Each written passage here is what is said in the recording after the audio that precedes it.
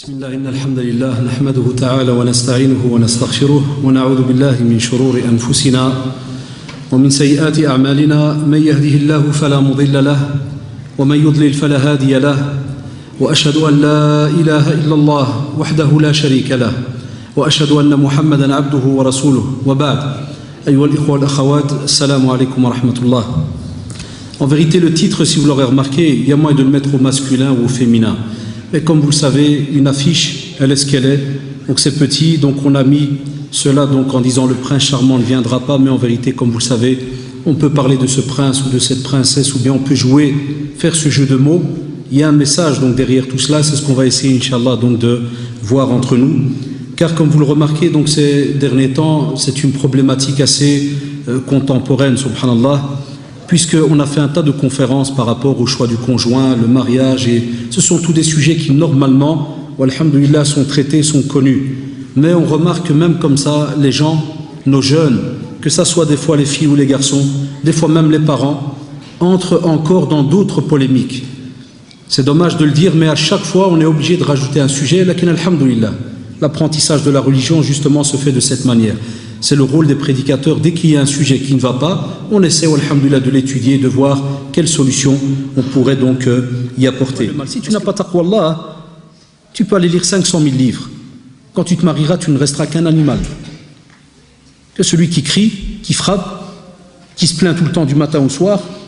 Donc c'est normal qu'aujourd'hui, on a un gros pourcentage de frères et de sœurs qui vivent de cette manière et qui font peur aux autres. Et à ce moment-là, alors tout le monde freine, on s'arrête, et puis on change alors normalement les fameuses conditions qu'on était censé avoir au début, qui étaient très simples, comme l'ont fait nos parents dans le temps, comme l'ont fait aussi certaines premières générations ici, comme nous en Belgique. Puis après, maintenant, les choses se sont donc compliquées. C'est pour cela que on a trois grands points très très importants, c'est-à-dire il y a les barrières à l'entrée, il y aura la rencontre du prétendant, et puis il y aura la décision finale. Et vous allez voir, chemin du combattant. Beaucoup vont en sortir blessés, amputés. Va découler de votre union, de cet acte d'adoration, une progéniture, un enfant, subhanallah, qui sera normalement un adorateur d'Allah, subhanahu wa ta'ala. Voilà ce qui prime. Qu'est-ce qu'on va laisser sur cette terre? Qu'est-ce qu'on va laisser sur cette terre, ya shabab? Ça, c'est important. Ça, c'est les questions qu'on doit se poser, ceux qui veulent se marier. Suis-je prêt à laisser quelqu'un qui va adorer Allah, subhanahu wa ta'ala, comme il se doit sur cette terre? C'est pour cela qu'on voit que certains, il y a un manque de connaissances. Que ça soit, comme vous le savez, des parents, que ça soit, quand on dit des parents, par rapport à l'éducation qu'ils ont donnée à leurs enfants. Comment est-ce qu'eux-mêmes, ils ont vécu? Des fois, la manière de vivre de certains parents va détacher sur les enfants.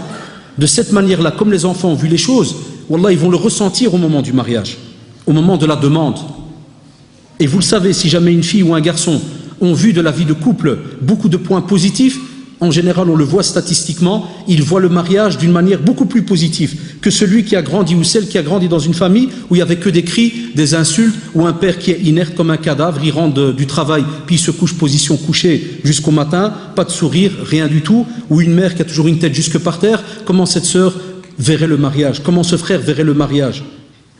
Tout musulman vit dans des droits, des devoirs, des obligations, que ça soit wallahi, entre lui et son Seigneur, entre lui et Allah subhanahu wa ta'ala, entre lui et les créatures, les êtres humains, les animaux, les plantes.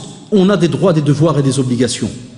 Alors pour ce mariage, pourquoi est-ce qu'on ne les étudie pas avec sincérité, comme il se doit, pour savoir exactement où est-ce qu'on en est?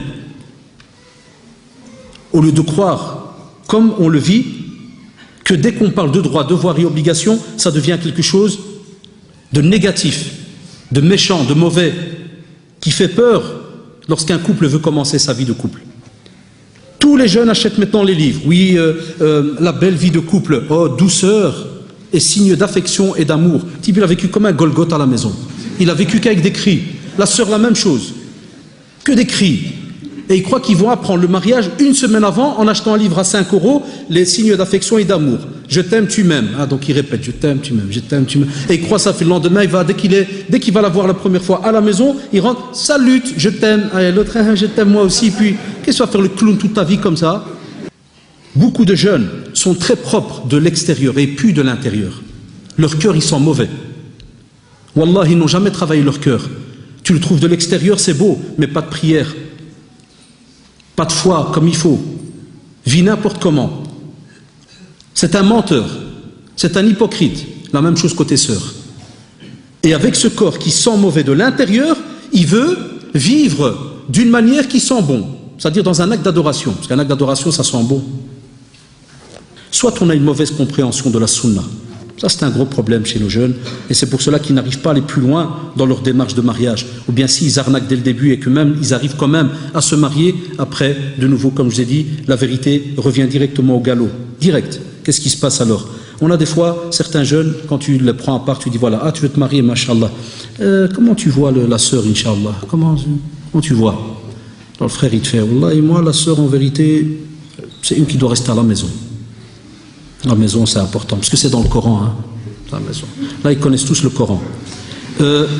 C'est aussi une sœur qui doit, normalement, elle doit être voilée, doit mettre un jilbab, elle doit connaître un peu de din.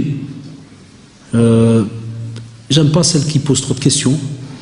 Parce que c'est pas bien les questions, c'est bien mon frère, ça amène des problèmes. Et les problèmes, ça amène de la nervosité. Et la nervosité, tu deviens saoul, tu sais plus ce que tu fais. Donc tu peux des fois péter, taper, kadallahu alam. Donc je dis à l'époux, je préfère lui faire comprendre, il faut pas poser trop de questions. Ça se termine pas bien. Ah, mashallah, et quoi d'autre? Alors il te dit, oui, moi je voudrais aussi qu'elle soit quelqu'un, subhanallah, très serviable. En vérité, c'est un lapsus, il voulait dire que ça soit une servante. Mais il te dit, je voudrais qu'elle soit très serviable.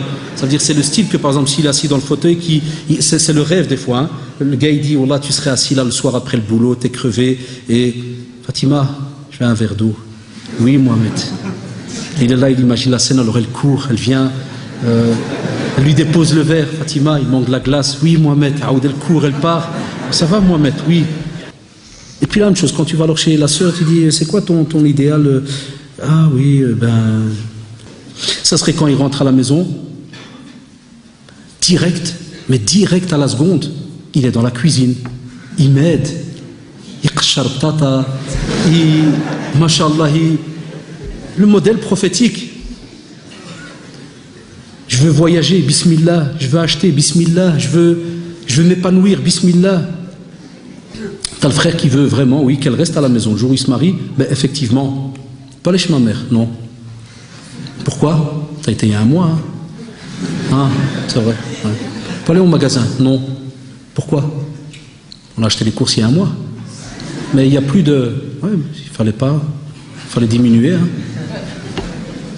Moi, je t'ai rien dit. La preuve, je te laisse le pouvoir à la maison. Je t'ai pas dit de gaspiller. Je t'ai laissé libre. Et ils viennent chez nous raconter ça. L'obéissance. Tu vois, ça vient avec des ailes, comme ça, tu vois. Et il se dit, Alhamdulillah, que j'ai pris une sœur Michel. Il lui dit, non, tu ne peux pas aller. Alors elle lui dit, crève, t'en fais pas. Wallah que je vais aller. Lorsque vous allez vous préparer à vous marier, allez chez quelqu'un qui s'y connaît. Déjà là, c'est aussi un problème. Parce que même chez les jeunes, et je ne tourne pas autour du pot, on a les light, on a des open, des fashion, on a des purs et durs, on a 36 marques. Donc toi, et sur qui tu vas tomber? Si tu tombes sur un mec qui vient d'être éjecté par sa femme au tribunal depuis 3 ans et qui paye une pension alimentaire sur 25 ans, celui-là, dès que tu vas et tu lui dis comment on fonctionne avec une épouse. Il y a des frères aujourd'hui, quand tu lui dis voilà, tu n'as pas besoin de vivre au chevet du chômage ou de ceci ou de cela, travaille, cherche un emploi, fais des études, suis des formations si tu veux, Inch'Allah, te marier. Il le prend mal si tu rentres dans ma vie.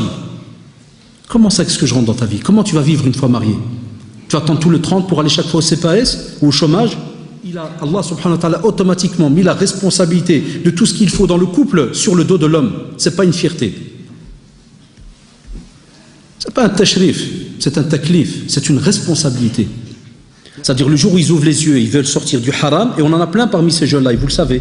Il y a plein de drôles qui étaient à gauche à droite et des sœurs qui étaient à gauche à droite et autres. Le jour où ils veulent alors se marier, ils ont tellement goûté l'argent, le ceci, le cela, et tu dis maintenant je dois changer, je vais changer d'être le tordu là, avec qui j'étais dans le haram et je vais mettre un nouveau style même musulman, c'est un nouveau modèle, c'est une nouvelle version, mais il faudrait que je garde aussi l'argent parce que je ne peux pas passer de la richesse à la pauvreté, c'est un clash, hein, c'est une tarte ça. Le frère la même chose, il était avec une à l'aise, elle avait un boulot, elle touchait des 2-3 000 euros, lui a 2-3 000 euros, il te dit purée moi j'ai vécu pendant des années à 18 000 euros, maintenant quand je vais prendre une petite sœurette qui va rester à la maison, je vais devenir paumé, comment je vais faire moi?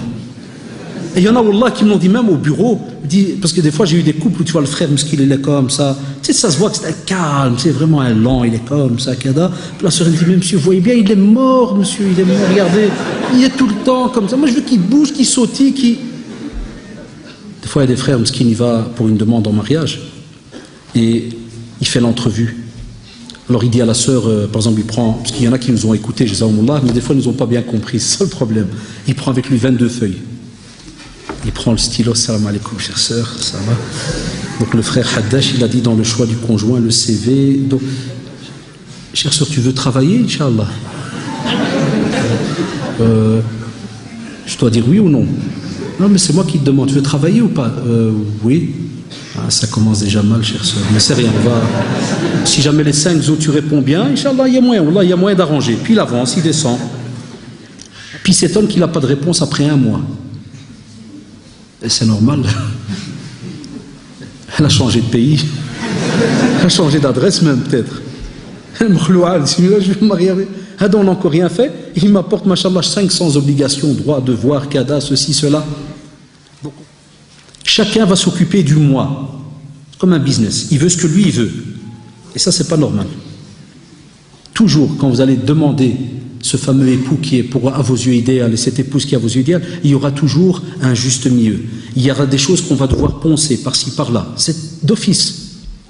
Impossible que tu crois que tu vas te marier avec l'homme comme toi tu le conçois, ou la femme comme toi tu la conçois. Il y aura d'office des petites choses où il faudra essayer de voir, où on va un peu laisser, on va un peu voir tel sujet, tel ceci, tel cela. Ça c'est très très important. Il y a des jeunes qui veulent des fois parler à leurs parents, demander certaines choses, et on remarque alors qu'il y a des fois comme un rejet. Soit il y a des parents qui ne veulent pas prendre la décision, ne veulent pas aider, ou bien d'autres parents, ça prend 10 secondes. Qu'est-ce qu'ils font? Tu dis non, moi je veux qu'il soit de tel village et de telle nationalité. Voilà, ça c'est 2 critères. Et ça, on voudrait que les futurs parents que vous serez, Inch'Allah, ce système change. Que ce système soit aboli, qu'on le change. Et que les parents discutent avec leurs enfants. Et si vous avez l'occasion de discuter avec vos parents, transmettez ce message. Un mariage, c'est quelque chose qui se discute, alhamdoulilah, en famille, et on prend des avis, on écoute des conseils. On laisse aux jeunes aussi un peu de décider, de donner ce qu'ils ont un peu en tête. Ça, c'est quelque chose qui manque et on vous dit que c'est très très important. Tu as le droit de demander à n'importe quelle fille, même si on ne la connaît pas, si elle est déjà promise, fiancée ou mariée, dans le cas où on nous intéresse pour prévoir quelque chose de halal dans le futur. Il y en a même un qui se fout de moi parce que dans une conférence, j'ai eu un trou de mémoire, je ne savais pas comment on appelait la femme du singe. Et je ne sais pas ce que j'ai fait, j'ai dit singette. Alors le frère me dit, quel est le féminin du singe? Est-ce que c'est lingette, singette ou guenon? Que ce frère vienne me rencontrer après, parce que... Non. Hier, Wallah, c'est sorti comme ça, je ne sais même pas ce que j'ai eu, j'ai dit, ouais, la singette. J'ai dit, la singette. C'est la guenon, subhanallah. Ça passe pas, hein, c'est bizarre, même c'est comme ça, c'est la guenon. Comment faire avec des parents maghrébins qui sortent des traditions que dans la sunna il n'y a pas, même après leur avoir expliqué, donné les preuves, ils croient, mais ils sont attachés à ces traditions. Exemple, bague de mariage, fatiha, la lecture et autres. Quelle est la gravité d'un parent qui refuse le mariage de sa fille car la personne est d'une autre culture? Wallahi, Cheikh Al-Uthaymin, rahimahullah, je l'ai entendu de mes propres oreilles, il disait les parents qui poussent leur fille à divorcer de leur mari parce que ce mari ne plaît pas, il dit c'est des mufsidoun fil ard. Ça veut dire ils répandent la perte et la turpitude sur terre.